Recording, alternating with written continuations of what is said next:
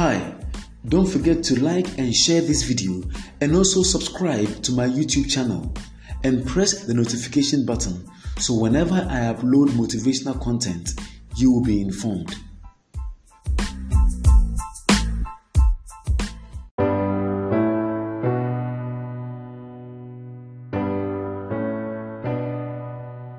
Hello, my name is Afo Lancelot Banson and this is Words of Wisdom. But once again, welcome to our program, and the purpose of this program is to help you improve the quality of your life. We are continuing with our discussion on the psychology of achievement, and this is Belief System, Part 1. This is the 5th part in the series. The first part was Critical Questions, Part 1. Then we went to Critical Questions, Part 2. Then we continued with Self-Esteem, then Self-Image, and the recent topic was Thought Pattern. Today we are looking at Belief System, Part 1. What is a belief system? According to Google, a belief system is a set of principles or tenets which together form the basis of a person's religion, philosophy, or moral code. Collins Dictionary. The belief a person or society has about something. Tim Retty, a psychologist. Your belief system is the invisible force behind your behavior. Dr. Ralph Lewis, a medical doctor who writes for Psychology Today. Belief system is our brain's way of making sense of and navigating our complex world. They are mental representations of the way our brains expect things in our environment to behave and how things should be related to each other. It is the patterns our brains expect the world to conform to. That is Dr. Ralph Lewis in Psychology Today. So when we talk of a belief system, we are looking at a set of beliefs people have about life, about themselves, about their abilities, about the experiences they go through. Some people can go through an experience and then develop a belief that says, I am hopeless. Others can go through an experience and develop a belief system out of the same experience and say, I am worthy of the best in life. Some can witness the success of others and then develop the belief system is, I can never be like that. Others will also witness the success of other people and have a belief system that says, if they can do it, then I too can do it. Now, a belief system is like having an idea and supporting the idea with other ideas. So all a belief system is one idea supported by multiple ideas. And the more supporting ideas you have, the stronger that one main idea is. Let me give you an example. If you believe that you are handsome or beautiful, what supporting ideas will strengthen that belief? Maybe you were told by your parents that you were handsome or beautiful when you were young. Your friends tell you you are handsome or beautiful. Members of the opposite sex find you attractive. When you post pictures on social media, you get lots and lots of likes. These can be supporting ideas that will support your belief that you are handsome or beautiful. So when you believe in something, it means there are other ideas that support that belief. Those ideas can be internal or external. They can be experiences, they can be results you've had in life, positive or negative, or they can be people's comments. Let's take a second belief. Let's say you believe that you are successful. What kind of ideas will strengthen that belief? Maybe you do well in school, work, or anything that you engage in, maybe sports or any activity. But whatever you engage in, you do well in it. Maybe you sing well in a choir, or maybe you play an instrument very well, or maybe you are physically fit. And so this is one of the things you use to determine that you are successful. Secondly, maybe you have the tokens that society sees as a representation of success. Maybe you have a car, you have money, you have a house, you are popular, you have lots and lots of expensive toys, expensive phones, laptops, and gadgets. And so based on that, you believe you are successful. That is a supporting idea. Maybe you do the things that successful people do. Or maybe you have influential people that support you. So these things can be supporting ideas that support your belief that you are successful.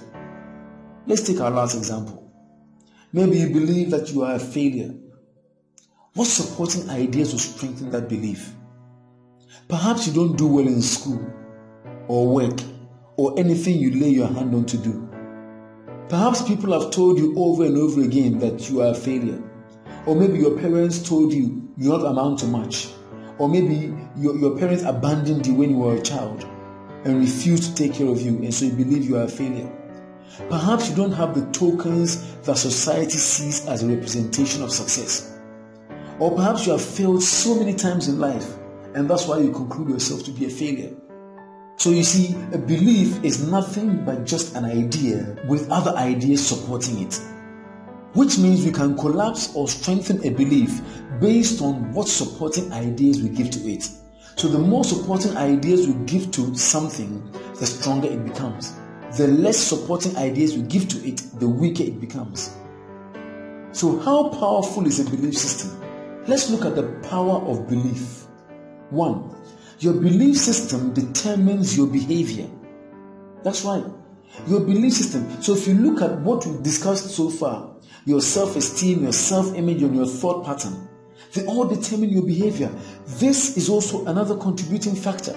So when you have a behavior that is counterproductive or unproductive, a behavior that is not enabling you to move forward in life, it is not just the environment you live in, it is your self-esteem, it is your self-image, it is your thought pattern, it is your belief system that contributes to that behavior.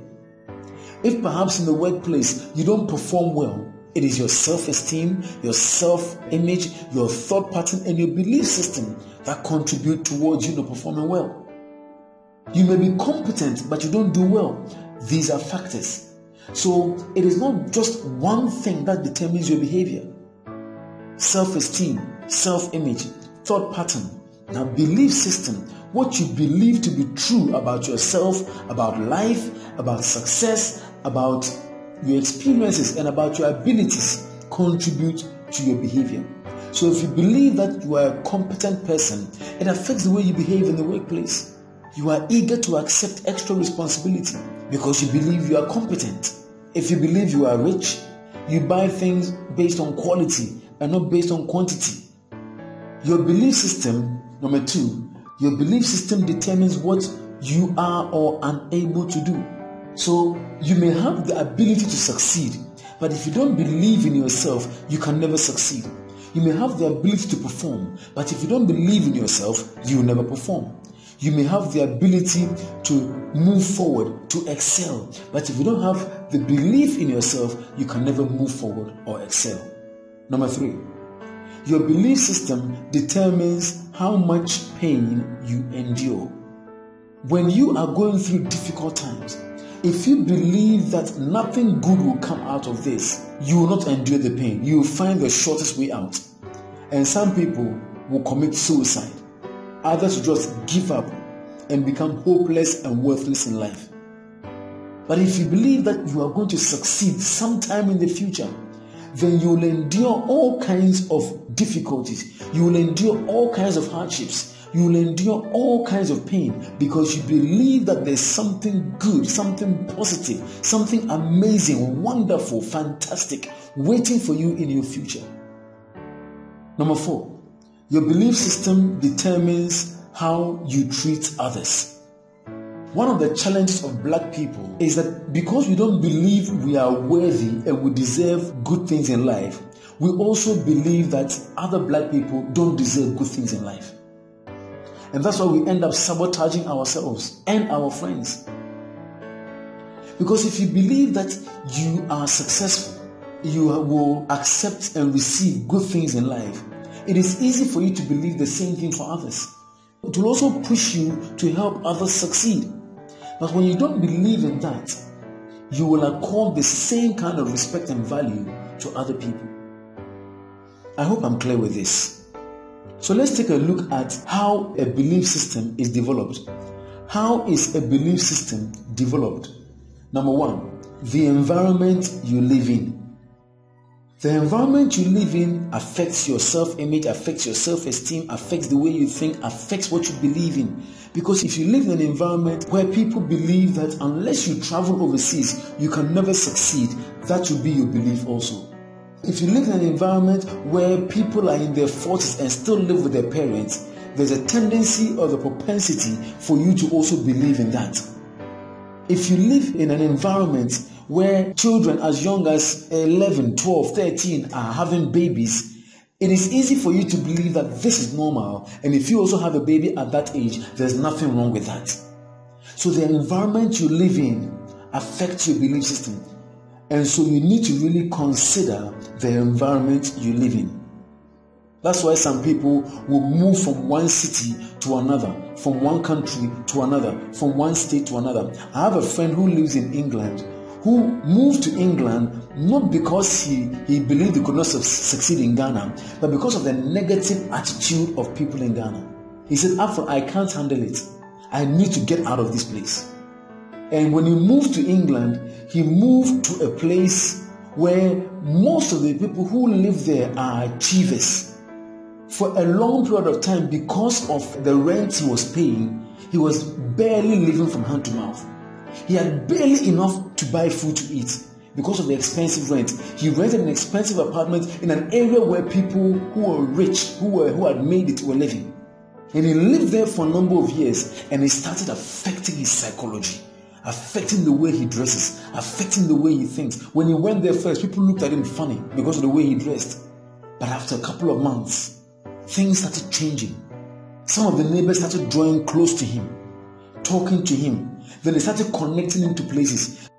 So you have to really consider, before you decide to change environment, what are the consequences? What is the price of me moving from this environment to the next environment? You may live in a compound house and you do not like the way children talk and behave in that compound house. You don't want your children to pick up that attitude. So you want to move and live in a flat.